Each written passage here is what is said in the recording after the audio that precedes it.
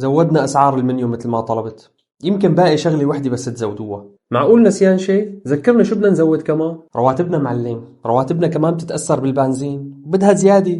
ليش لما بتصف منقوشة جبنة على حساب المحل بتبلع فيها بكاسة بنزين ولا كاسة شاي؟ معلم شو نسيت انك مانع الشاي وعم نبلع بمية المغسلة؟ اي والله صح، خلص بجيب لكم شاي لتبلعوا فيها. المواصلات غليت يا معلم، حتى الأكل والشرب، يعني مثل ما أنت غليت الناس راح تغلي. لك أنت بيتك فوق المطعم، ليش لك المواصلات؟ وبعدين ليش لا تاكل؟ خفف شوي، ما أنت قلت إنه صار وزنك 90 كيلو وبدك تعمل دايت؟ خلاصة يعني ما في زيادة؟ طبعا في، لكن شلون؟ ما بتطلع غير رضيان. روح الله يعمر بيتك، كنت بعرف إنك ما راح تردني خايب.